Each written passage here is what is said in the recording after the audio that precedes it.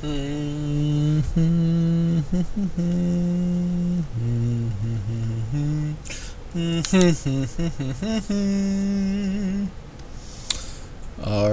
welcome back everyone. My name is Stefan. This is Snake Games. This is my green lightsaber.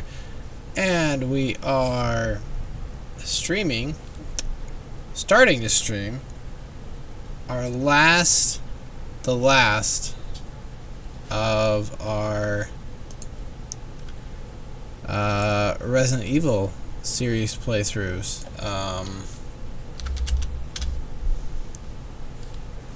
Yeah, this is the last one we gotta do.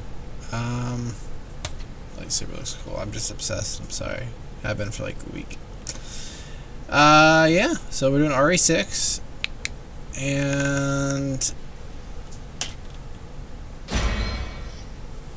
it's checking network, connecting to network. I'll probably make it so people can join me. But yeah, this is the beginning of the end of Resident Evil gameplay. Oh hey, Cosmic Cruise. Yeah, no, we're on RE6. I have a playthrough on my channel of RE7.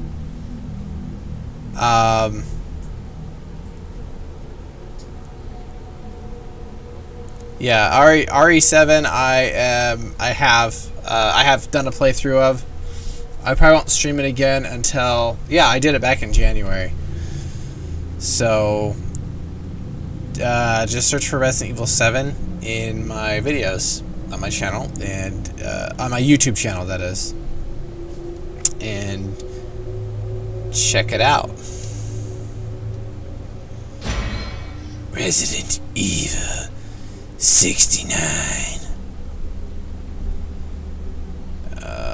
This is like the longest one.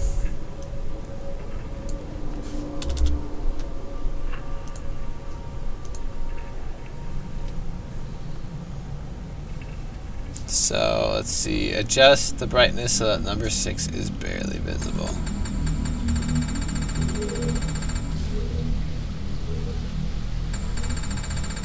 Visible which way?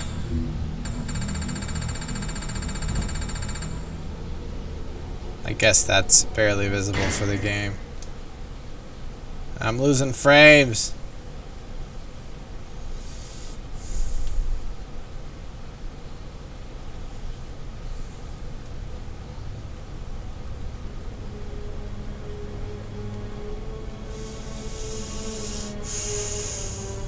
Because then we'll start, because this might take us a month to get through. Streaming about maybe an hour or so a night, depending.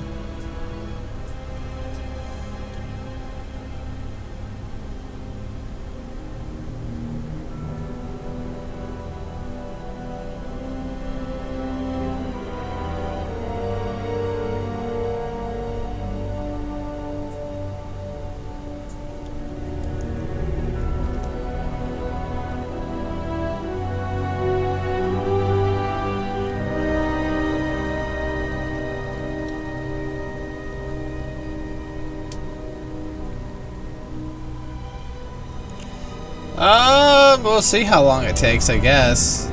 But it looks like the average playthrough is like 22 hours. So, because there's a bunch of campaigns and stuff, but maybe that's if you do betas or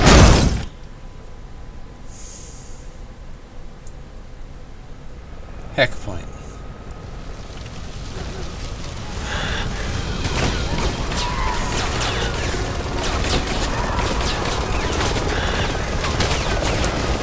And this one feels, in a lot of ways, like the climax, the ending of the series, to a degree, at least with the main characters for now.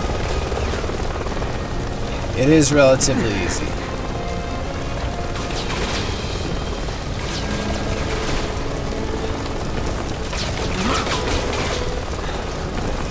Come on, what's your name?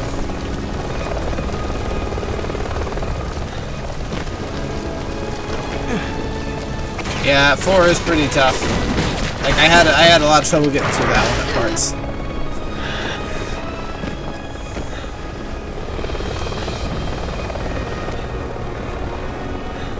Leon Scott Kennedy. Mr. Scott Kennedy.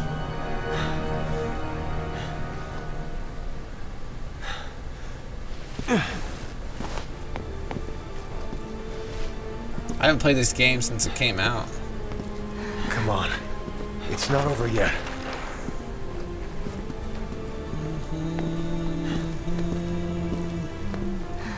Hang in there, Helena.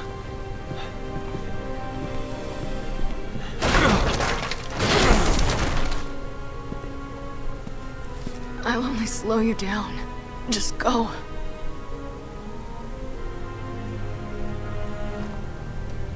You're not getting off that easy. Come on. Won't even let me adjust settings or anything yet.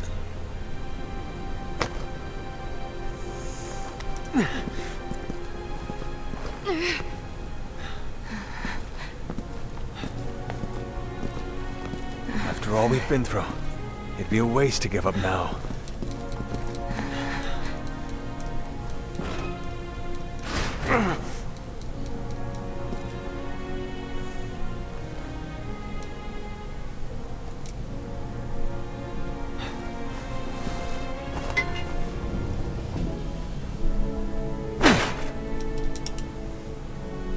Yeah, I still haven't gotten the.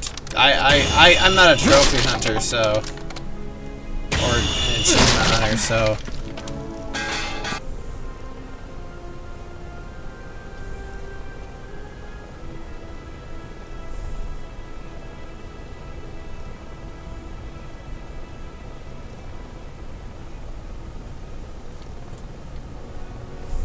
Come on, stream.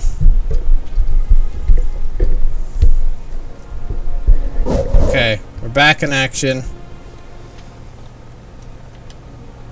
And hopefully it won't be so laggy now. I had to reset the router and all that fun stuff.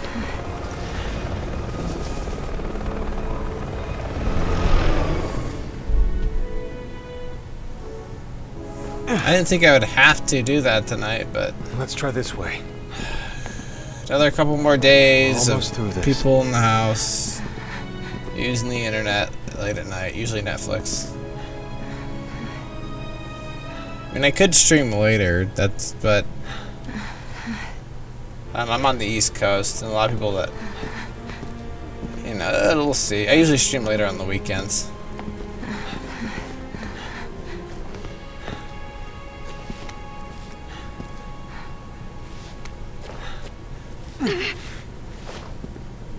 Let's take a break.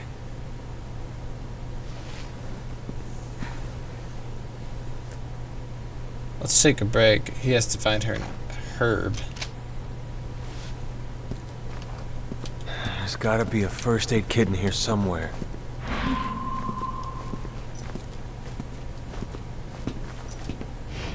Makes me sick seeing good soldiers die like this. Oh, the glowing green herb.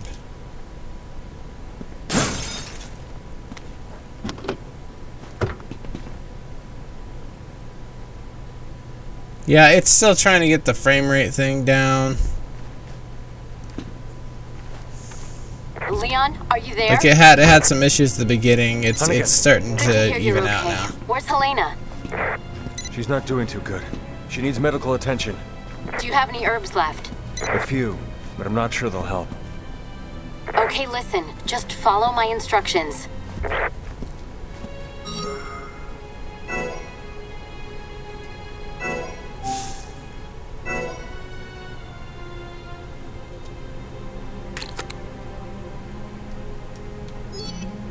Hold on, Helena.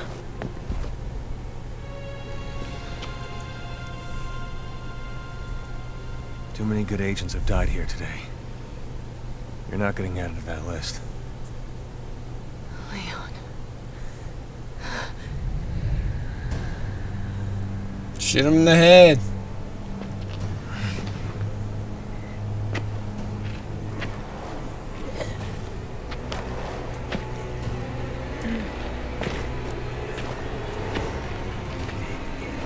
It's very cinematic.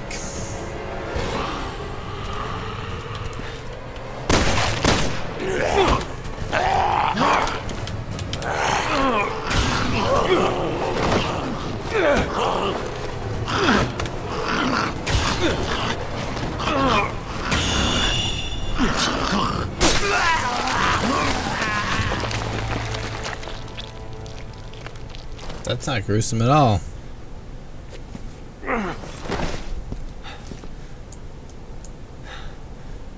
Can't let your guard down for a second.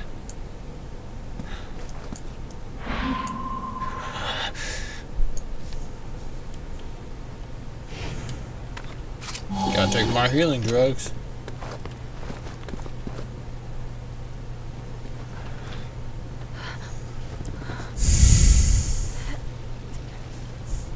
How do you feel? I think I'm gonna be okay. Those herbs do wonders. Thank you.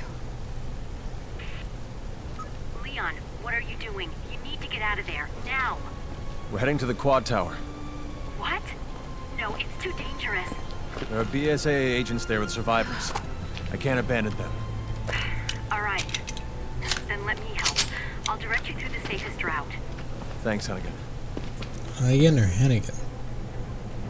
I've sent over the field guide to your PDA. You can always refer to that in a pinch.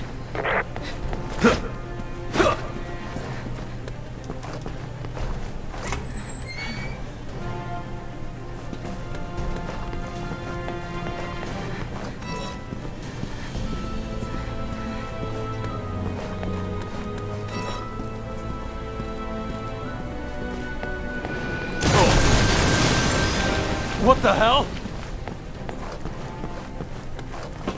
Roger.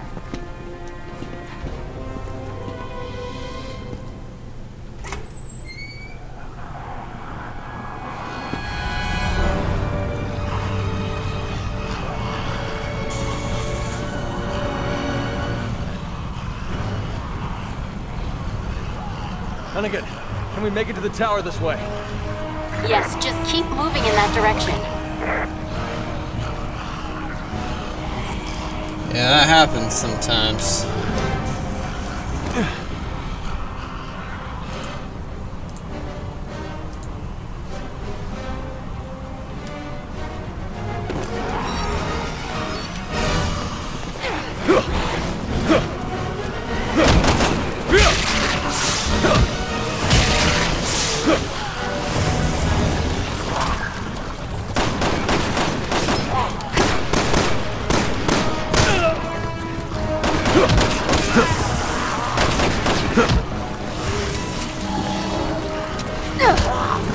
I'm wasting all my...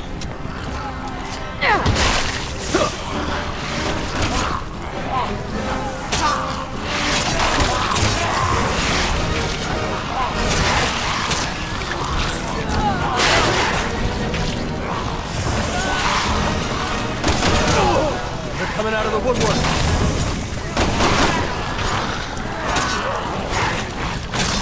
It's like Raccoon City all over again, eh?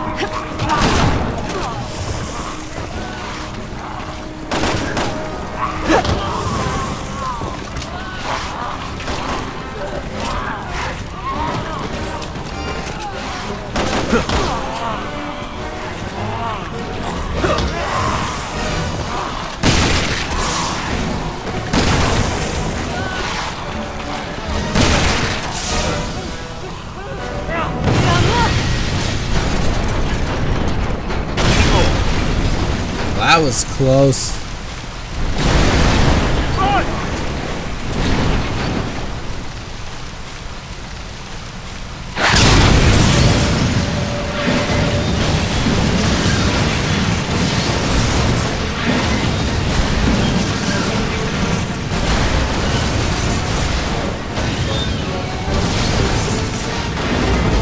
Yes, they did.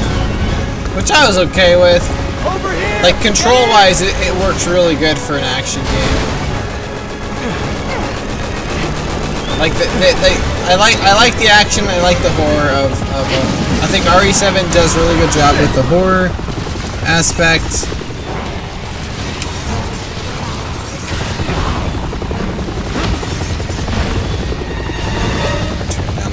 shadow just a little bit. It's a little loud.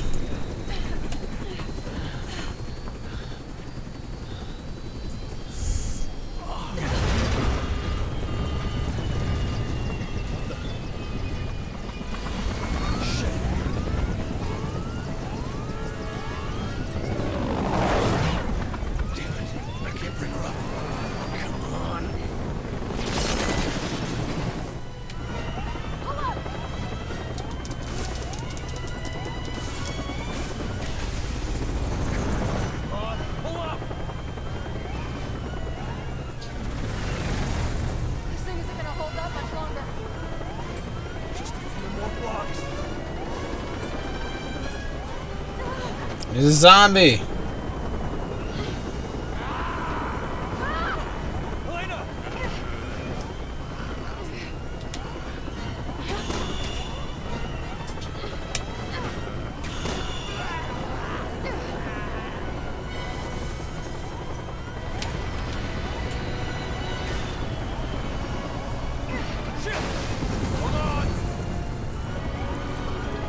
We're in for one crazy ride.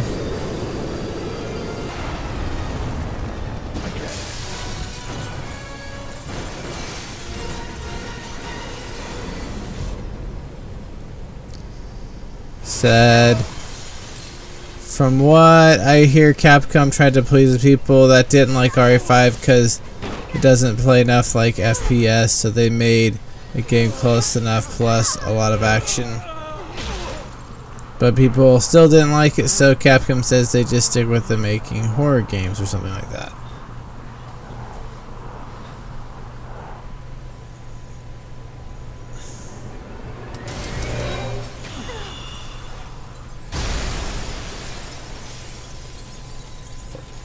Yep, that's me. I bet you're wondering how I got here.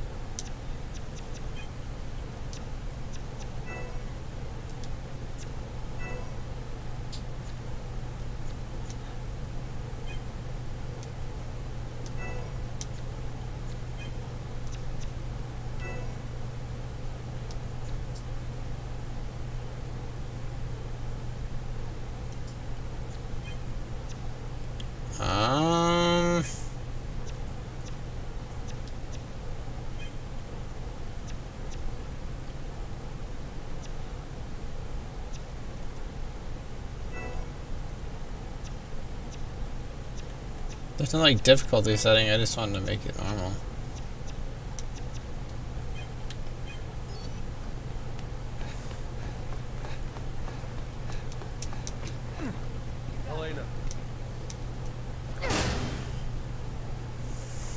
This is the final boss fight for his campaign. Something doesn't feel right. I just wish the graphics engine didn't make me sick, RE7. It looks really good, it looks very photorealistic, I like it.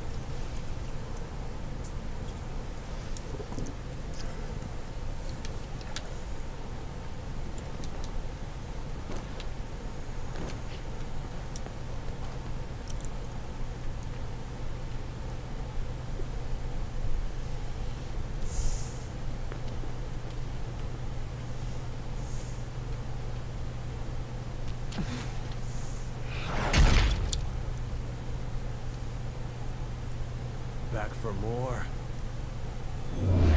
Meanwhile,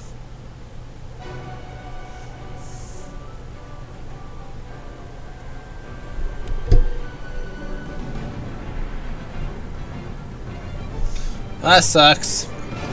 It would be kind of cool if they came out with like a third if they came out with a patch that was like third person.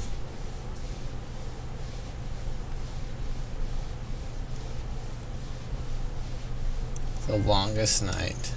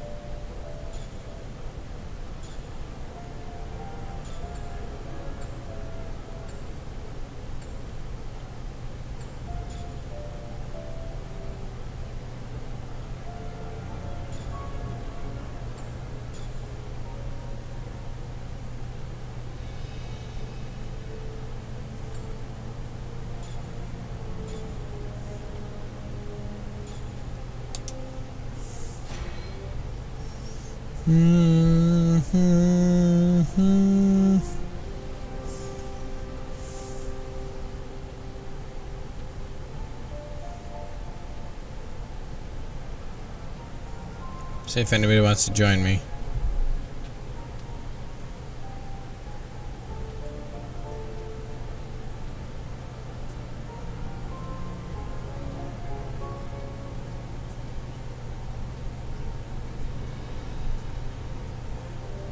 Yeah, and I think they'll make a Revelations 3, and they're making the remake of RE2 as well.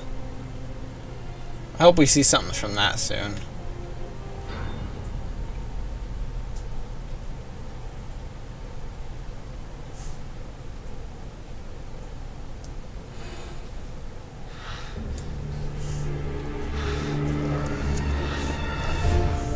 Bioorganic weapons are a global threat. Start working with the rest of the world. We have to come to clean. I'm going to tell them. It might create more problems. It's time we take responsibility. We want to have any Mr. President. Stay right where you are. That could be cool. Maybe they'll end up doing that eventually. Mr. President! Did you watch me play Resident Evil 3? I don't remember. Or did you come in when I was watching Code Veronica? Don't make me do this.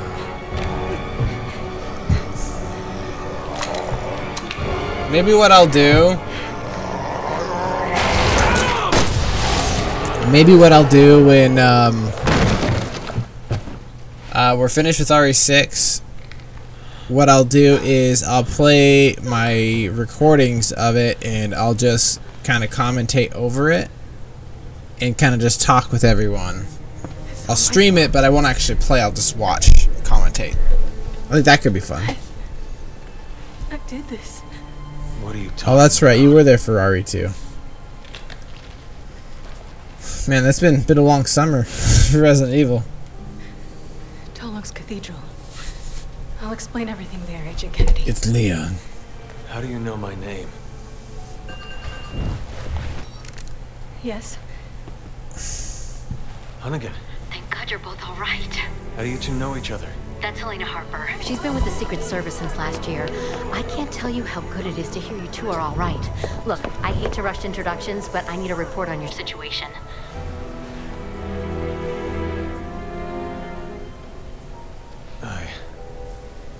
I just shot the president. What are you? He had already been infected by the time we found him. Leon did what he had to. He saved my life. God help us. All right, I'll submit the report. You two just focus on getting the hell out of there. Yeah, I wasn't even originally planning on doing Code Veronica, Past the campus but I perimeter, did. and it's not slowing down. You need to hurry. Not before we check out Tolok's Cathedral. Agent Kennedy's got a lead that might tell us who's responsible for this. Leon, is that true? Yeah, I think I might have something. Roger that. I'll map out the safest access route. Keep your radio on. Code Veronica drove me nuts. You will if you come with me.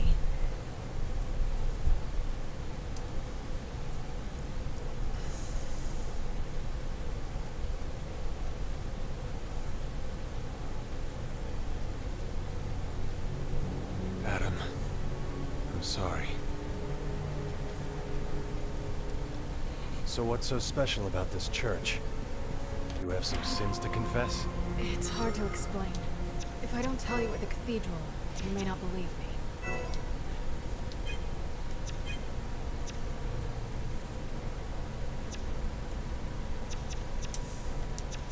Are there different outfits in this game? Well, I'm gonna Google that real quick.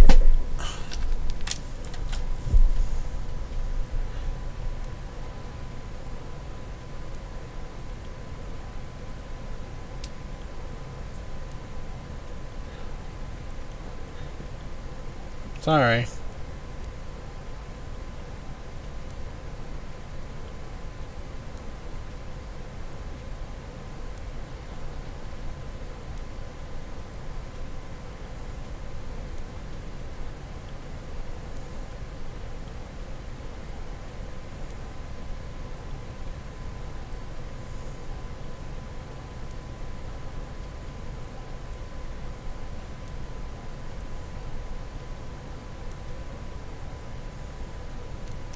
Hold on.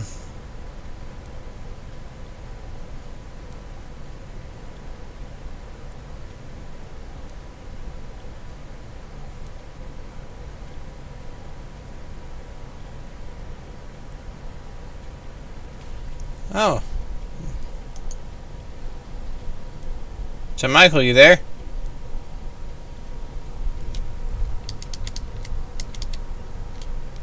You there?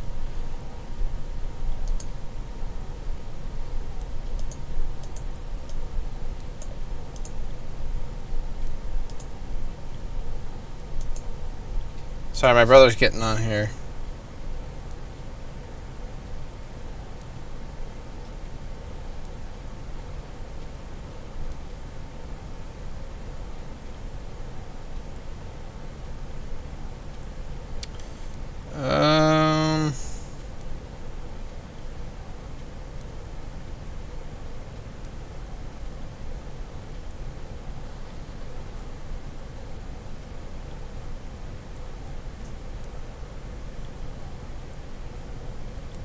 Oh, so you have to unlock them through doing mercenaries, it sounds like. Anyway. President's dead. We got some zombies to deal with.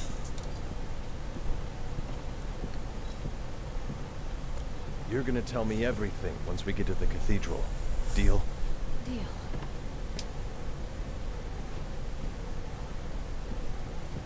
Well, yeah, I know that, but I want, like, the funny outfits.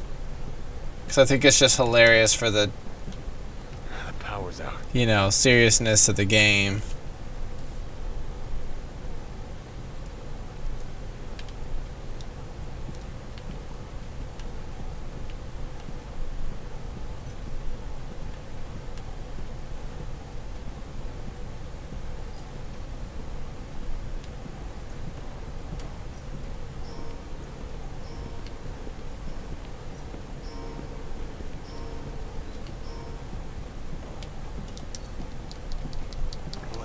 Roger. You see one of them, aim for the head. It's your best bet. Got it.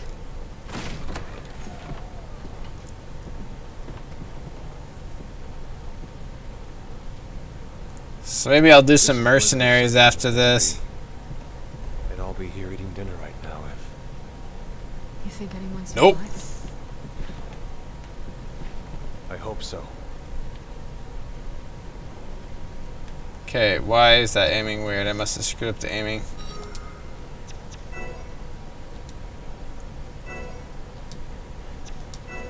I think that was it. You there, Stefan? Yeah, I am. What's up, dude? Dude. I got it working. Good. Good.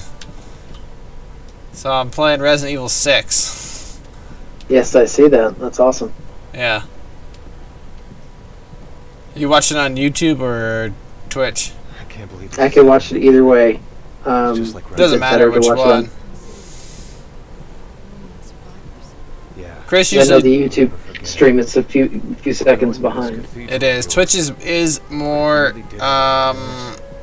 is a little quicker, Okay. but Oh, it doesn't matter. Walker usually does YouTube. Mm-hmm. It's probably like 30 seconds at the most. What was that? Only one way to find out. Let's go. So how's it been going? Good. My kids are in bed. Heather's having book club right now, so I'm just hanging out, man. Yeah, I got my daughter sleeping here in her little self-rocking bassinet right now. Nice. I usually just take her over for the evening. Since I don't work till 10 in the morning, so I stay up kind of late and let Em get some sleep for a couple hours. If I do it right enough, or if she's good, then she doesn't wake up for she usually won't wake up until, like yesterday she didn't like, 'cause I fed her right before I went to bed. She didn't get up till 5. Wait! Don't shoot! I'm watching on Twitch now, so. Okay.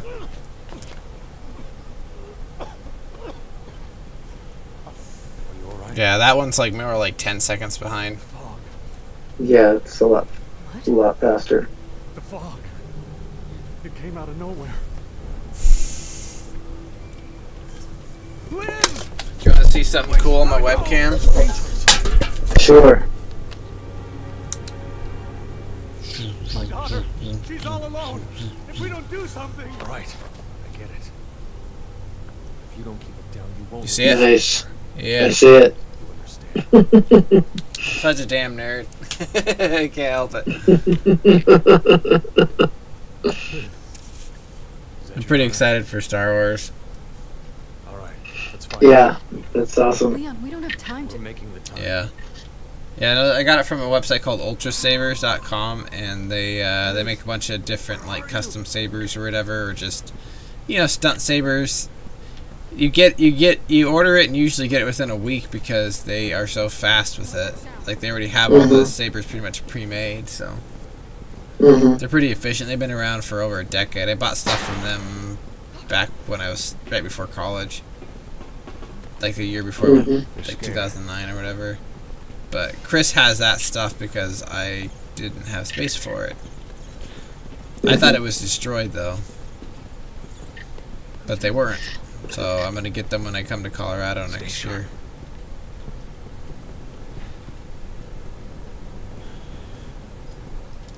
This is like still like in tutorial mode of the game, so like I don't really get to do much. I'm just kind of like running around while things try and be scary, but this game's not really scary compared to previous or Resident Evil 7 for that matter. Resident Evil 7's terrifying.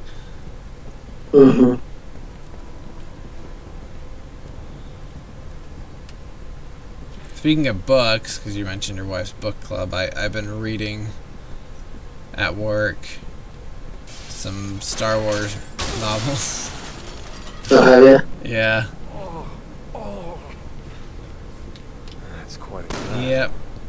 We need to find her. Yeah, they're pretty good. I finished one that takes place like 4,000 years before the Clone Wars, called Revan.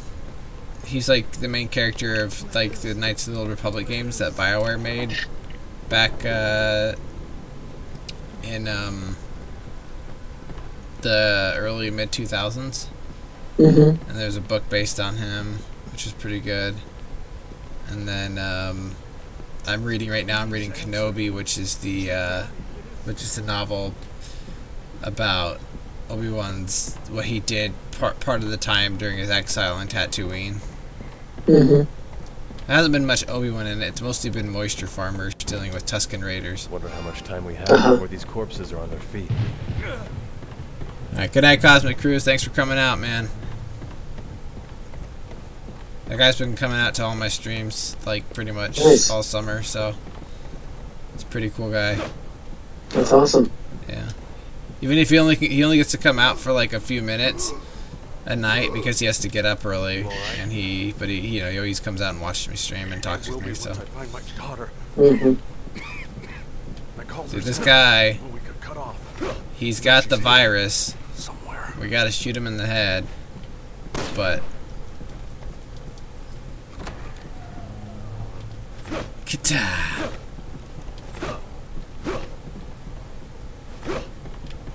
Yeah, so I'm working 10 to 7 now. So you're working the exact same time of the day that I am. I'm working 8 to 5 Mountain Time. It's locked, but I work here. Yeah, because, yeah, you trash by me, yeah. Once we're in, we can But Where we it go. means I get to sleep in more. So I'm That's cool good. with it. Get the hell out of here. It means Right. I can keep Alice away from Emily longer, so she can get more sleep. That's the hours I worked when Caleb was a baby like that. I worked 10 to 7. Yeah.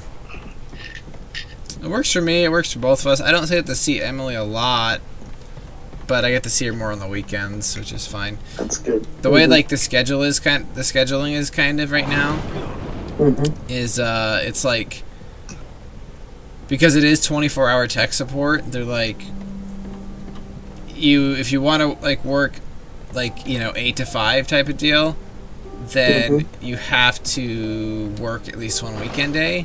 Careful. Except for a few people, for coverage sake. But like for those but if anybody's willing to do like later shifts, then basically, because I'm willing to do a later shift, I get weekends off. Oh, nice. Shoot her in the head. So what kind of tech support are you doing? You do it because I don't even know what company you work for exactly. What they do? Is it a web hosting company or? No, it's you familiar with light dimmers? Oh yeah, I think I remember you telling me that. Okay, yeah. Yeah. The company it's based out of it's Lutron. And just disclosure for the stream, anything I say or do is not in affiliation with that company. Anyway, so it's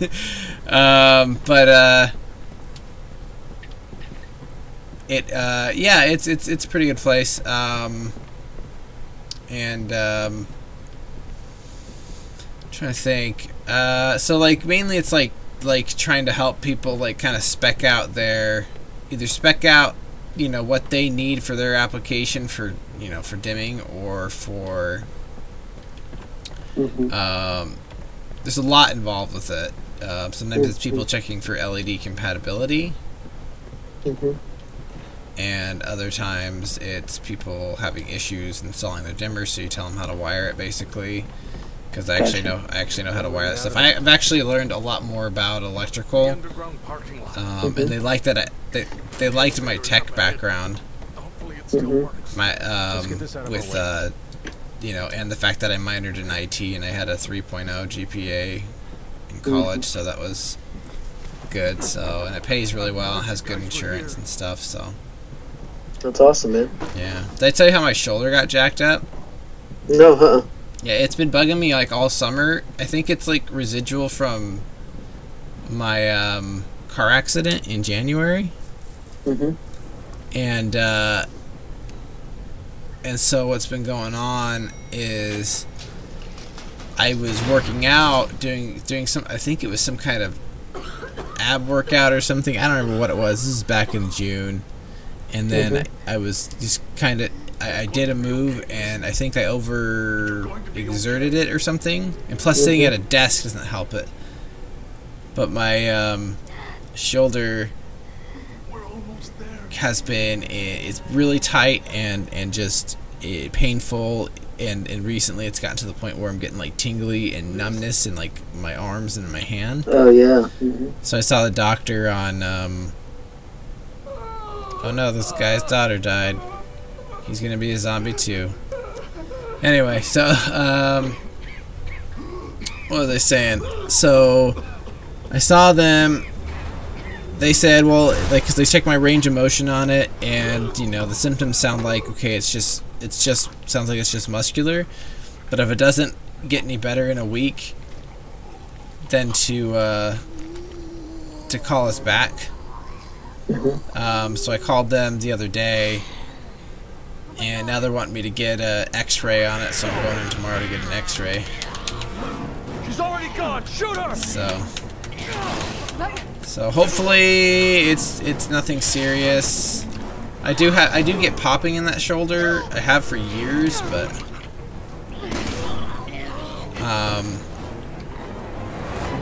So I don't know. I hope it doesn't like need like surgery or something like that. Mm-hmm. So we'll see. So right now I'm on muscle relaxers and prednisone, which is a steroidal anti-inflammatory. Gotcha. Yeah. And they about Go ahead. 5 years ago, I was playing football on Thanksgiving, and I got my arms kind of tangled up with a guy who was trying to block him, and they separated my shoulder. It was my right arm, my right shoulder, and I can tell you, I remember when that popped out, it popped out and right back in, and that was, the pain was so bad I nearly blacked out. It was so painful, but it was crazy because once it popped right back in, I was okay, and I was able to continue playing, and it didn't hurt that much, and it was just a little sore. Yeah. But I just remember I dropped to my knees because it hurt so bad, and like I said, I nearly blacked out from the pain. And then, about 3 or 4 months later, I found myself, I couldn't even lift my arm above my shoulder. Like, I would try to do things with it, and it took probably a year before it started feeling normal again. Now it's fine. I haven't had any issues with it. Really? In like 3 or 4 years, yeah. But yeah, it was, oh my gosh.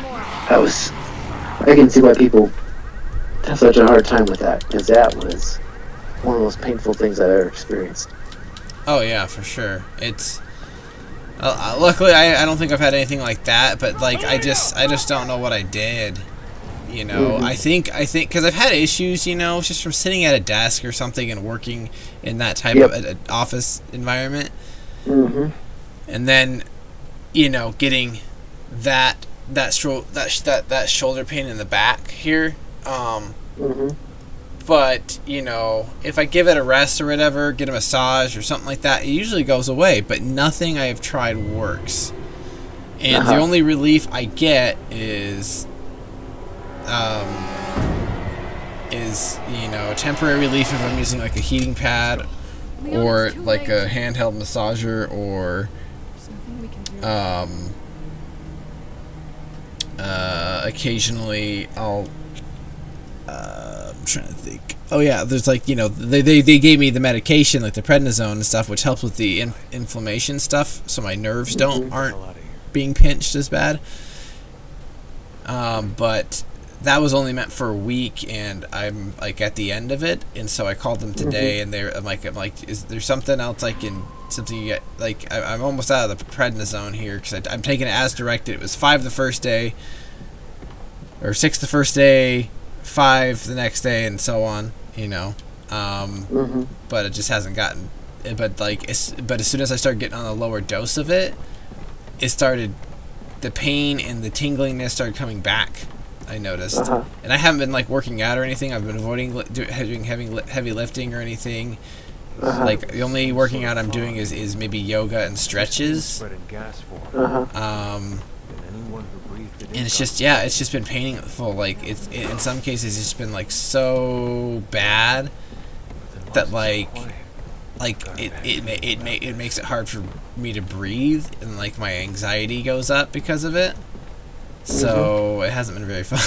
So I just like last week I hit my wit's end with it. I'm just like, I'm done with this. I need help. So yeah, they gave me like the prednisone, and that helps during the day, and you're not supposed to take it at night. And then the muscle relaxers just at least help me sleep with it at night and kind of loosen things up. We don't take too kindly to zombies around here.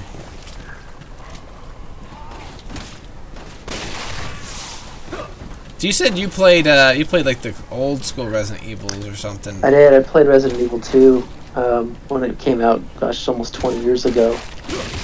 I was just thinking about that watching this. Yeah, I think that was 97. I think. Yeah, 97. They're actually remaking it. Oh, are they? Yeah. Like I played Resident Evil 2, like the PS1 version, probably in May or something when I streamed it. And you know, I definitely gained a real appreciation for the older Resident Evil games, because I'd only really played the new ones, like this one. But But man, yeah, no, like for what it was at the time, it was really good, you know. And so I definitely enjoy it. Like obviously by today's standards, it's not up to snuff at all. Sure. You know, it's got really outdated controls and stuff like that. But I mean, it works and stuff like that. I've played other games. I remember like that. It took me a long time to learn how to play it because it wasn't very intuitive. I had to like just to do certain things in the game. The controls were very weird. Yes, it's like got the tank controls where forward is your like you have to press up on the D-pad here in order to move forward, and then you know, right and left are turn, and then if you wanted and like in back you walk backwards, you know. Yes. It's called tank controls, and it's frustrating. But you get used to it and stuff like that, and in the context of the game. I remember getting used to it. Yeah. But no, it's but yeah, no, I definitely appreciate where they came and stuff like that. You're playing as the same right now. This character right here, Leon, he's the main one of the main characters you play as in Resident Evil 2. It's got that kind of that longish rebel-looking haircut or whatever. Very, very, you know, bad boy looking. All the girls are into him.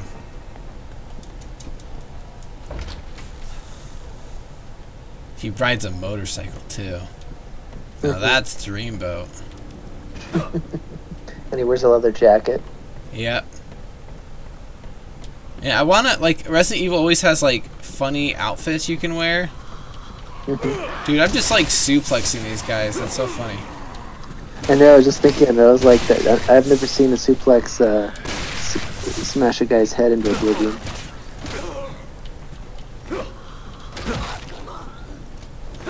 Yeah, it's pretty, it's fun. Like, the people complain that this one's too much action and not enough horror or scariness and stuff like that, but it's a fun game. It plays really well. Get to the security gate. It'll lead you off the campus. So. Well, it's more of the classic zombie. It's not in terms of how the zombies behave and whatnot. You know, it doesn't. It's not like World War Z or Fallout or any of those where they're. It reminds me of like the old Night of the Living Dead and those, you know, those little classic zombie flicks. Yeah. Well, like as like the Resident Evil games pursue, and you'll see it in this one, in this game too, like because you play as other characters from the series in it. There's like 4 different campaigns.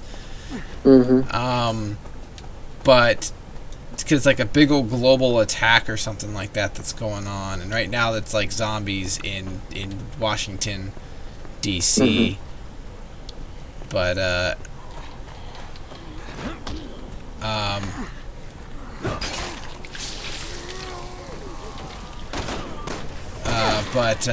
like sometimes you'll fight like some enemies similar to what you fight in Resident Evil 4 or 5 with other characters and stuff. So it just kind of varies. They kind of like take all the more like kind of like zombies, and because in like starting Resident Evil 4 you didn't fight like true zombies like this, like Night of the Living Dead style. You fight like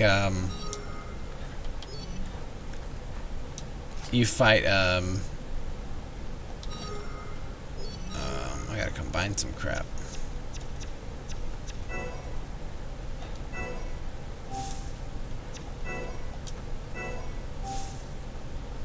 Hold on a sec.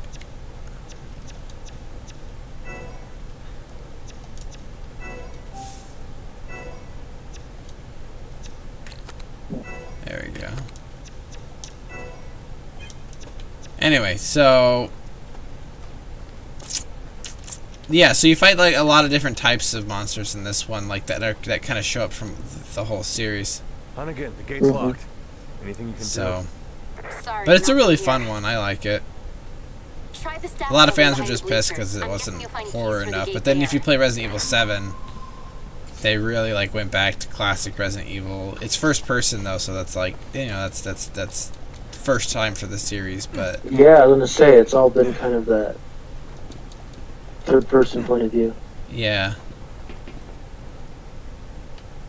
Is this a ladder?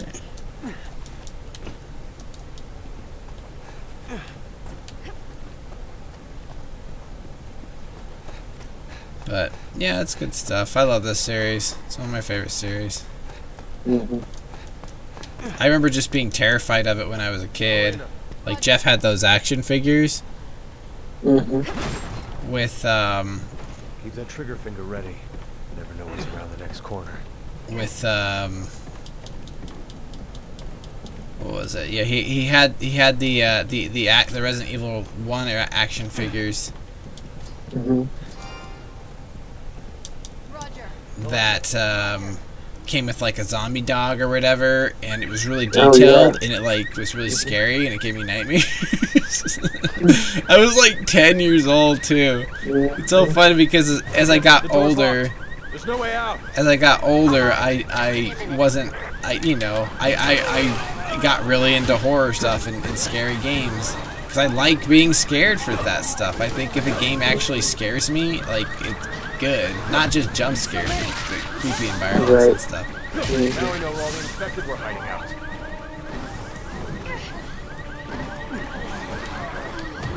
You know, well, it's interesting because I think you and I kind of grew up in an era where that stuff was more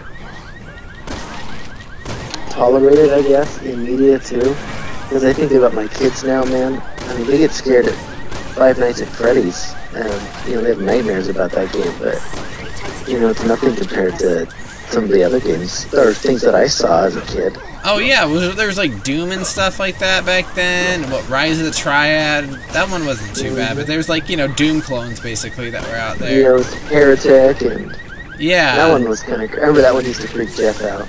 yeah. And I remember Dad getting pissed, like when you'd be playing them, because I would get scared. You would get so terrified. I remember. Yeah, and I would like to watch you guys play it, and but I was very young, so it's understandable. Right. Yeah. The thing is, I like horror movies. Like I like horror games. Like it's not like my mainstay for that stuff, but but like around Halloween, I like watching scary movies and stuff like that. Yeah, me too. So the thing is, now it's hard to find a good horror movie that like will actually scare me. Right. Well, a lot of it's just kind of either it's just too violent or grotesque, or it's just too over the top, you know. Yeah. I think what makes good horror and good film scary is just kind of the unknown. I think it has more to do with like filmmaking versus. Yes. You know, it's like have you ever seen the original Jaws? I have, yes. It's been. I think I watched it when I was dating Emily. Yeah. So Heather and I just watched that. I don't know. And sometime in the last year, it was on Netflix. So we watched it, and I hadn't seen it in a long, long time. But that scene where they are underwater and they find that boat from that guy at the very beginning of the movie, and then you see his like decaying, shredded corpse floating. Like when they flash the flashlight, and you see it, and it just scares the crap out of you, and you have no idea that you just see that you knew a shark has been there, but there's no, it's just the uncertainty and the fear of uncertainty of not being able to see. You haven't seen the shark yet. All that stuff. I think that to me is great cinema and great filmmaking. Oh yeah, good horror. Or like we talked about, Night of the Living Dead is like classic horror movie. I mean, it is the genre to the T. And I mean, you think about how silly it is nowadays, but you sit there and you see those zombies slowly creeping towards that house, and they keep trying to break in, and I mean, there's just that uncertainty and that fear of anticipation of something terrible about to happen. That to me makes great horror.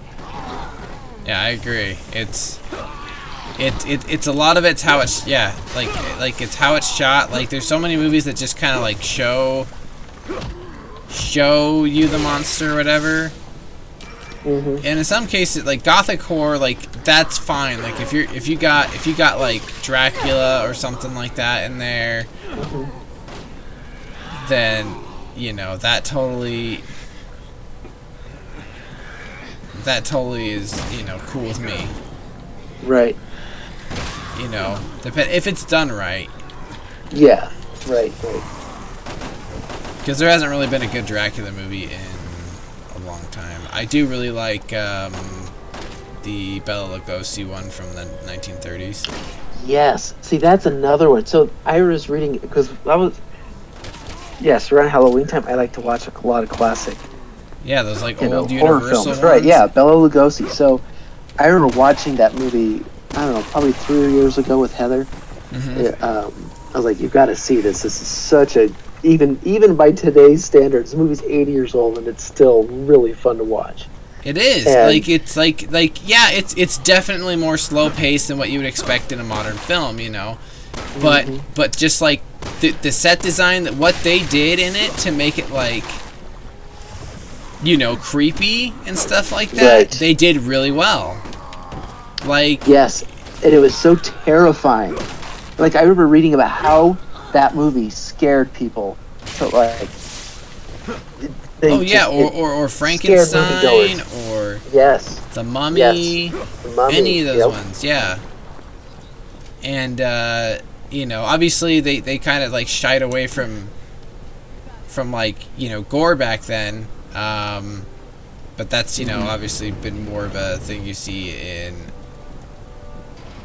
modern, more you know, once like the 50s 60s rolled around, like when Hammer was making their films. So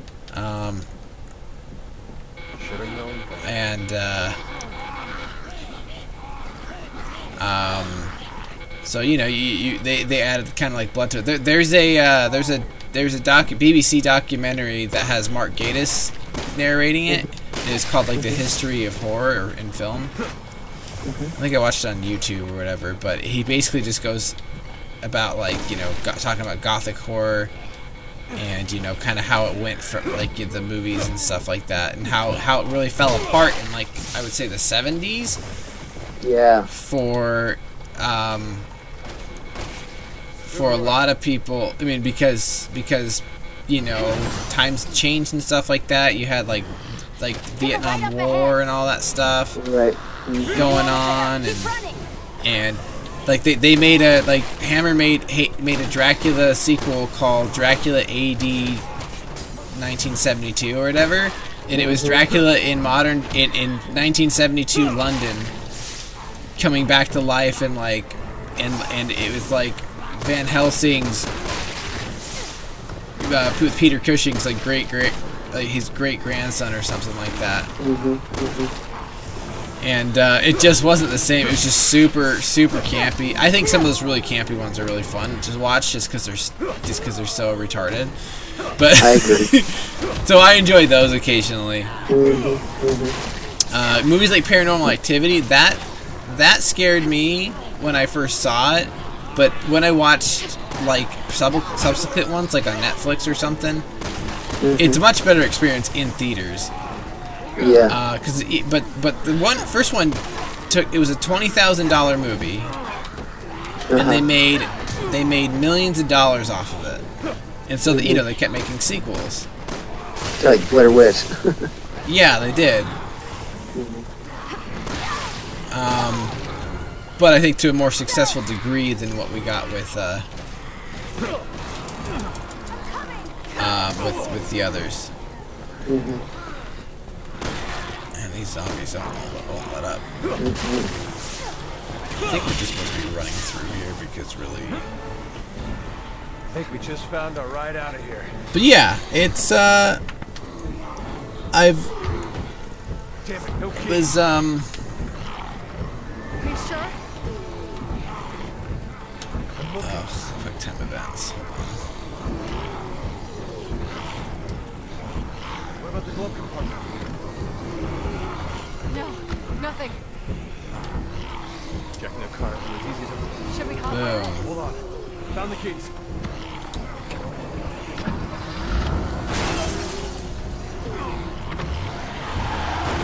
Okay, so Clear behind us. Back up. this game's very cinematic. Yeah. Well, I remember that with RE2 as well. Yeah, I mean, it had like those pre-rendered cutscenes and everything like that. Yeah. But Yeah, this is almost like an arcade game in terms of Made it off campus. cinematic Now we just yeah, scenes. it definitely Push this is. button right here, and I'll automate everything for you. Yeah, but I think like what you were saying, how the secret of like the not seeing the monster or the villain right away or something like that really builds the suspense. Shows like The Walking Dead, where there's like a million freaking zombies and everywhere. Like, it's not scary; it just makes you anxious and stuff. But then, as I watched it over the last, for several seasons before I gave up on it, because it just was kind of the same thing over and over and over again. Right. And I know people will hate me for saying that. But it is not a perfect show, and it's just kind of boring now. It's just the same crap over and over again. I think they need to end it. But well, I think of like good scare and suspense is the Don't Blink episode of Doctor Who. I mean, that one's pretty good. Yeah. There's no violence in the but I tell you, I remember the first time I saw that, I about wet my pants. I rarely get that way watching television or movies. Oh yeah. Yeah, I mean, but it was great. It was great art direction, it was great writing. It was just, yeah, and that's what was so fun about it. Yeah, that episode's one of my favorite ones. Yeah, me too. I think they when Stephen Moffat took over Doctor Who, I think he relied too much on like Weeping Angels that first season. Yeah, I feel like the only time after that episode that I had liked him in any way was the Angels Take Manhattan. That one but was even good. then that one was pretty good, but yeah, the other times I saw him I was like, it's just not the same. It's just, yeah, I think he decided that for himself too. He's like, all right, we're not doing this anymore. Yeah. Take responsibility. Yeah, he. End this mess. I'm really actually anxious and excited to see the direction that the Broadchurch creator is going to take the show in. Obviously, we're getting a female doctor. Right. And so I'm interested to see that. I still need to watch this most recent season. Let's get moving. I think they might pretty put solid. on Amazon. There was a lot of people that didn't like this last season so much, but I didn't really have much of a problem with it. Honestly, I thought Moffat did better with. I liked Peter Capaldi episodes that with Stephen Moffat than I did the Matt Smith episodes, and it's nothing against the acting. I think the writing of the episodes with Matt Smith were so complex, and I admittedly had a really hard time following some of the episodes and following some of the storylines.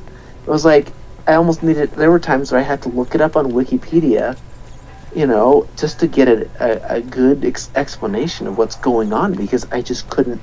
And I'm like, I'm watching every episode. It's not like I'm not paying attention, but I'm having a hard time following what's going on. And I felt like sometimes he would try to do too much in those episodes. And then when with Capaldi, I felt like he was able to hit the reset button a little bit, and it wasn't as bad. But I enjoyed Series 10. I think people are unnecessarily harsh on that. Well, people were pissed that they made like the companion a lesbian or something like that. Yeah, and I'm just like, who cares? You know what I mean? It's just like So like I know like they like announce that stuff to like be like, oh hey yeah we're progressive type of deal. I understand that I think they do it sometimes. A lot of times they do these things for the wrong reasons, but it's also just to build hype for the show and get people to watch it. So it's a marketing tactic more than anything. Not that they're trying to appeal to certain demographics more. Right. Yeah. And when people try to make it a political issue, I find that very disappointing. Like same thing when Jodie Whittaker was announced, and I'm like, it's not a big deal, guys. Who cares? It's a television show. Yeah. There was rumors that they would have a female doctor for years. Yes. And you know, the fact that the Master became female just kind of confirmed, like, yeah, that's probably going to happen. Hold on one sec. Yeah, those episodes with her and at the end of Series 10 are pretty good. Yeah, I'm looking forward to watching them sometime. Probably when... I think when they get on Amazon, because I think that's what they'll end up going. Because they have a lot of the other Doctor Who. Yeah, they do. They do. They should be probably on there within the next several months. And I do want... I'll probably watch the Christmas special when I can. Yeah. I hope this Christmas episode is better. Well, it's the last Capaldi episode, so they gotta do something right. But. Dude, okay. I hated the Christmas episode where Matt Smith left. I absolutely hated it. I did too. I didn't really like it. I thought it was. It just felt like shoehorned, rushed everything. It was just like, oh, we gotta tie off this doctor's. Yeah, that's exactly where I was like, all right, that was my exact frustration with Moffat, because I was like, because he tried to do too much, and it was the episode following the 50th anniversary, and you think 50th anniversary was so good, and that was just such a letdown. I'm like, oh, he didn't need to do that much. I felt like it was almost like you could have done without it and been fine, but yeah, it's exactly. Just trying to put too much in it, and that was one where I was like, "What is going on here? I don't even know what's happening right now."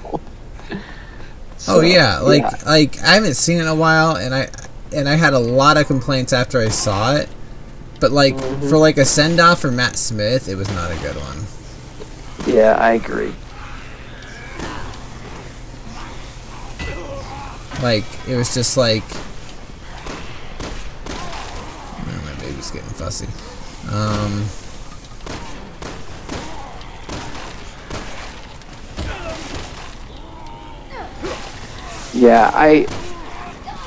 I just think there was just too much going on at that point. But no, I think. Oh, and the whole because they're like, oh well, he died on Trenzalore type of thing, and so what they did is they had to go and. Right. Oh, that's right. Yeah. Yeah, and so he lived there for 1,000 years or whatever. Yeah. Fighting a war or something stupid like that. I was just like, really? Yeah, it was kind of. Yeah, I think that's some of those that Moffat would do that, where the Doctor aged 2,000 years in the last couple of seasons. Where he's gone for a long time and nobody knows where he is, and they find him and. That was kind of okay, you've done that already, Steven. Yeah, he did that a bunch. He did that with Capaldi and with Matt Smith.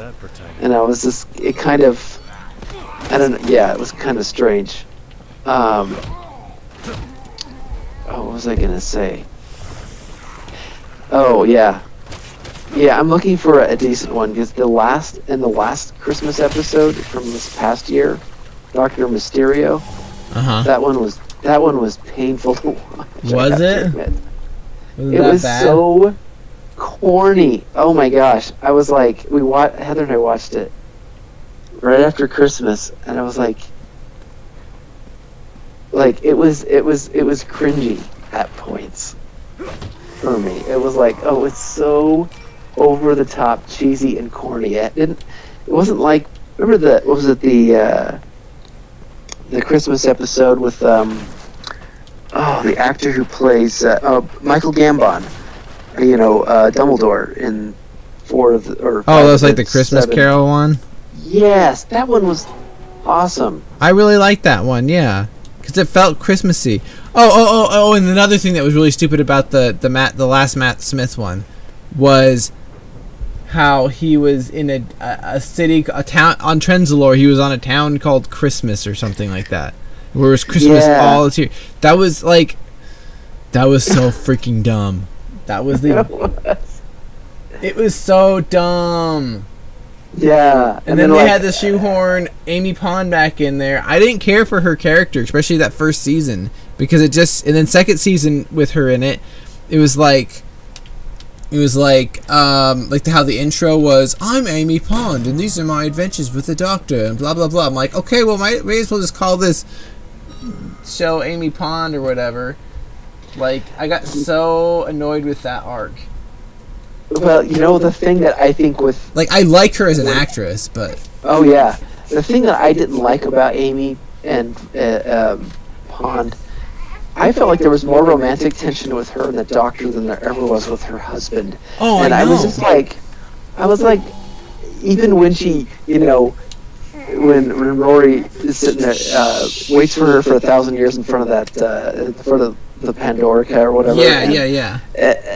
As a Roman soldier and all of that, you just go, wow, that's really cool. But at the same time, it almost looks like she's still more interested in the Doctor than she is in him. Through all of that, I'm just like, this is kind of... I could never buy into the romance between those two. Ever. And I like them both a lot as actors. I think Arthur Darvill is fantastic and Karen Gillan is fantastic with that. Yeah. I never really cared for that. It just never really... I thought there was more romance between Matt Smith and River Song. Mm-hmm. I thought that was interesting. But other than that, I was just like, that whole thing was just kind of weird to me.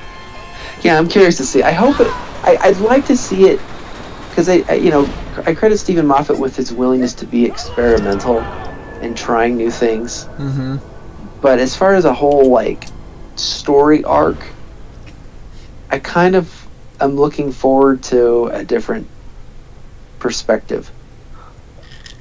And maybe even kind of going back, to a more traditional episode,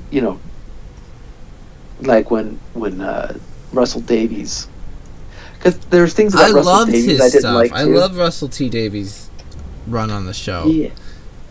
I mean, it was much more low budget, obviously, because it was still really new when they revived the series. Right. But I thought the storylines... David Tennant is my favorite Doctor. I was really, I got really attached to Christopher Eccleston after that first season. But, because I watched it, what was it, 4 or 5 years ago? Is when I got into it. And, I think David Tennant and Christopher Eccleston had some of the best seasons or best episodes out of the new series. I do like Peter Capaldi though a lot. Yeah, well, and some of those episodes were written by Stephen Moffat, and some of those really great episodes. You think of The Empty Child, and the what was the girl in the fireplace. Mm-hmm. And of course, Don't Blink. Those were all Stephen Moffat episodes.